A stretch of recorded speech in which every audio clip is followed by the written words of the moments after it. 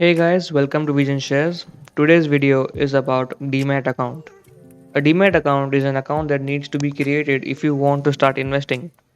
Like I said in the previous video of the CDSL and NSDL, the depository is like a bank that holds your securities.